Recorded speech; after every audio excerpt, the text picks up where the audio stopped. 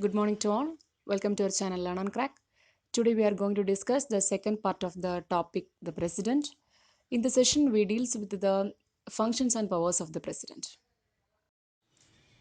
Article 53, which deals with the executive powers of the President.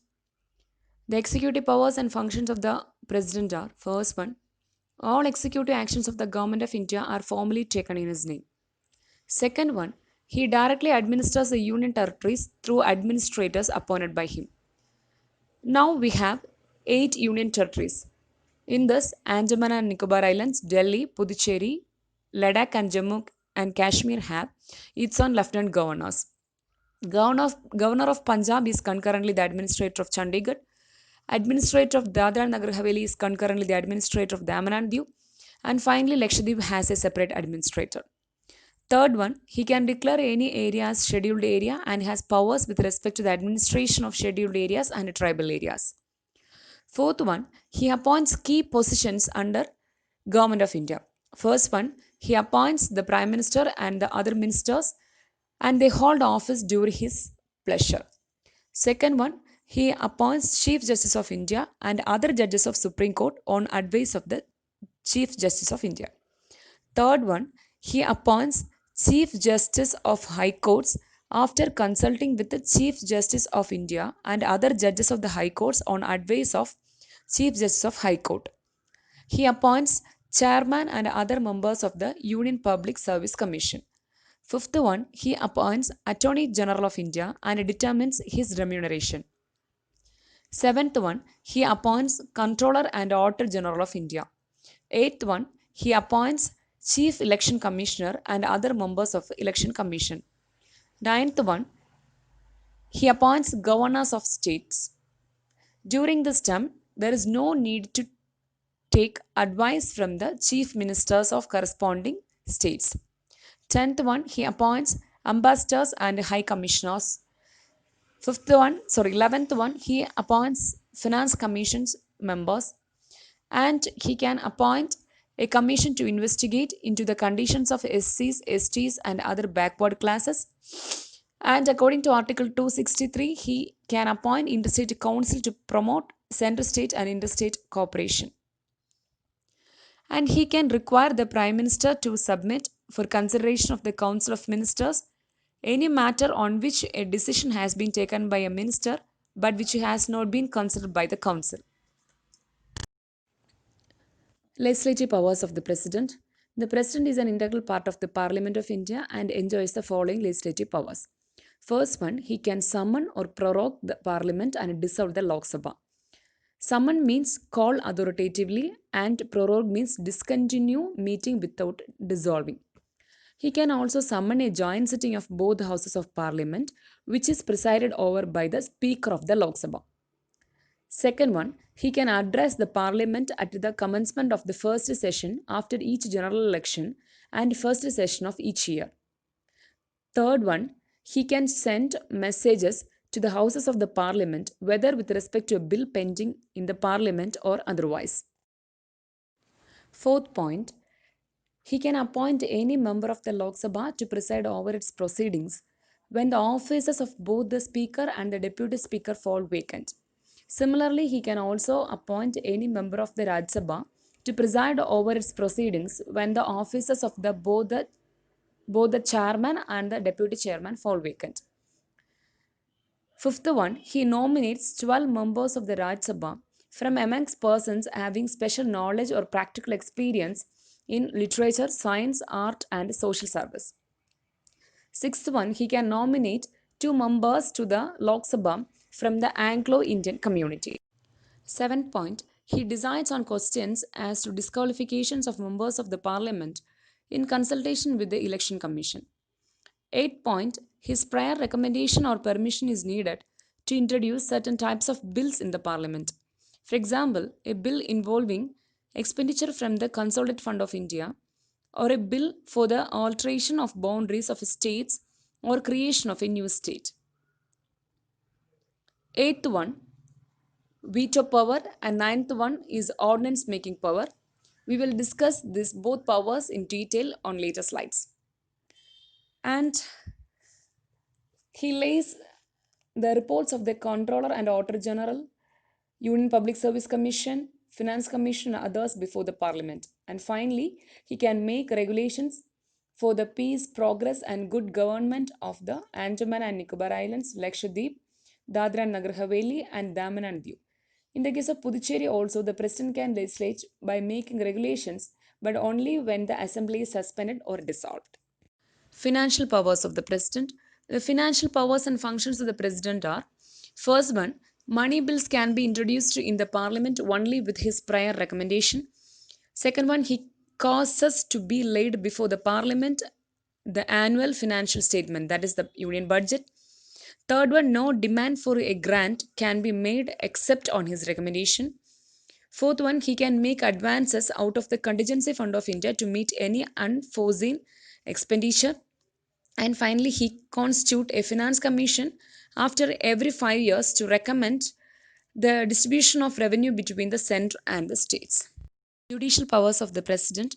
The judicial powers and functions of the president are: first one, he appoints the chief justice and judges of Supreme Court and High Courts. Second one, under Article 143, he can seek advice from the Supreme Court on any question of law or fact. However, the advice tendered by the Supreme Court is not binding on the President. Third one, he can grant pardon, reprieve, respite, and remission of punishment, or suspend, remit, or commute the sentence of any person convicted of any offense. Diplomatic powers of the President. As per Article 253, the international treaties and agreements are negotiated and concluded on behalf of the President. However, they are subjected to the approval of the Parliament. He represents India in international forums and affairs and sends and receives diplomats like ambassadors, high commissioners, and so on. Military powers of the President. He is the supreme commander of the defense forces of India. In that capacity, he appoints the chiefs of the army, the navy, and the air force. He can declare war or conclude peace subject to the approval of the Parliament. Emergency powers of the President. The Constitution confers extraordinary powers on the President to deal with the following three types of emergencies. First one, national emergency under Article 352. Second one, President's rule under Article 356 and 365. And third one, financial emergency under Article 360. Veto power of the President. A bill passed by the Parliament can become an act only if it receives the assent of the President. Under Article 111 of the Constitution, when such a bill is presented to the President for his assent, he has three alternatives. First one, he may give his assent to the bill, or second one, he may withhold his assent to the bill, or third one, he may return the bill for reconsideration of the Parliament. Thus, the President has the veto power over the bills passed by the Parliament, that is, he can withhold his assent to the bills. Two important points we want to notice from this slide is: first one, the President must sign a money bill presented before him. He can't return that bill to the Parliament for reconsideration. Second one, if an ordinary bill is returned by the President and the bill is again passed by the Parliament with or without amendments and again present to the President must give his assent to the bill. The veto powers enjoyed by the executive in modern states can be classified into four types. First one, absolute veto. Second one, qualified veto. Third one, suspensive veto. And fourth one is pocket veto. First one, absolute veto. That is, withholding of assent to the bill passed by the legislature. Qualified veto, which can be overridden by legislature with a higher majority. Suspensive veto, which can be overridden by the legislature with an ordinary majority. Fourth one, pocket veto, that is, taking no action on the bill passed by the legislature. Of the above four, the President of India is vested the three, that is absolute veto, suspensive veto, and pocket veto. There is no qualified veto in the case of Indian President. It is possessed by the American President.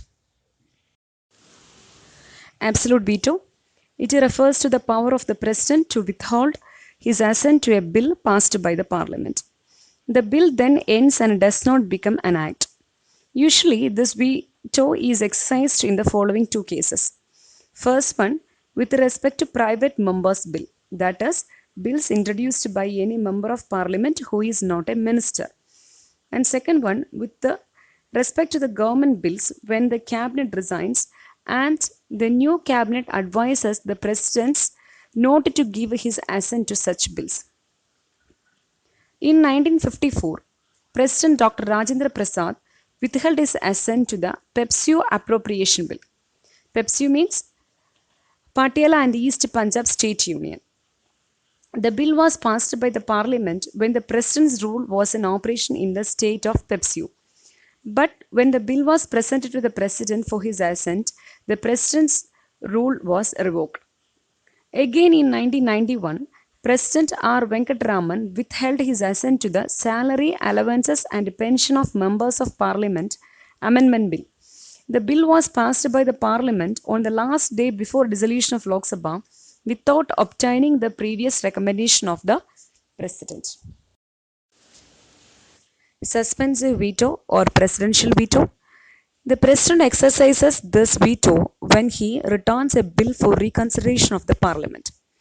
However, if the bill is passed again by the Parliament with or without amendments and again presented to the President, it is obligatory for the President to give his assent to the bill. This means that the presidential veto is overridden by a repassage of the bill by the same ordinary majority. We know that the President does not possess this veto in the case of money bills. The President can either give his assent to a money bill or withhold his assent to a money bill but cannot return it for the reconsideration of the Parliament. Normally, the President gives his assent to a money bill as it is introduced in the Parliament with his previous permission. In this case, the President neither ratifies nor rejects nor returns the bill but simply keeps the bill pending for an indefinite period. This power of the President not to take any action on the bill is known as the pocket veto. The President can exercise this veto power as the Constitution does not prescribe any time limit within which he has to take the decision with respect to a bill presented to him for his assent. In USA, on the other hand, the President has to return the bill for reconsideration within 10 days. Hence, it is remarked that the pocket of the Indian President is bigger than that of the American President. In 1986, President Sial Singh exercised the pocket veto with respect to the Indian Post Office Amendment Bill. The bill passed by the Rajiv Gandhi government imposed restrictions on the freedom of press and hence was widely criticized. After 3 years in 1989, the new President R. Venkatraman sent the bill back for reconsideration, but the new National Front government decided to drop the bill. It should be noted that the President has no power in respect to the Constitutional Amendment Bill. The 24th Constitutional Amendment Act of 1971 made it obligatory for the President to give his assent to a Constitutional Amendment Bill. The President has veto power with respect to state legislation also. Under Article 200 of the Constitution, when a bill passed by a state legislature is presented to the governor for his assent, he has four alternatives. First one, he may give his assent to the bill, or second one, he may withhold his assent to the bill, or third one, he may return the bill for reconsideration of the state legislature, or fourth one, he may reserve the bill for the consideration of the President. Under Article 201 of the Constitution, when a bill is reserved by the governor for the consideration of the President has three alternatives. First one, he may give his assent to the bill. Second one, he may withhold his assent to the bill. Or third one, he may direct the governor to return the bill for the reconsideration of the state legislature. If the bill is passed again by the state legislature with or without amendments and presented again to the President for his assent, the President is not bound to give his assent to the bill. This means that the state legislature cannot override the veto power of the President. Further, the Constitution has not prescribed any time limit within which the President has to take decision with regard to a bill reserved by the governor for his consideration. Hence, the president can exercise pocket veto in respect to state legislation also. This table summarizes the discussion on the veto power of the president with regard to central as well as state legislation. Ordinance making power of the president. Article 123 of the Constitution empowers the president to promulgate ordinances during the recess of parliament. These ordinances having the same force and effect as an act of parliament but are in the nature of temporary laws. The ordinance making power has been vested in him to deal with the unforeseen or urgent matters. But the exercise of this power is subject to the following four limitations. First one, he can promulgate an ordinance only when both the houses of parliament are not in session or when either of the two houses of parliament is not in session.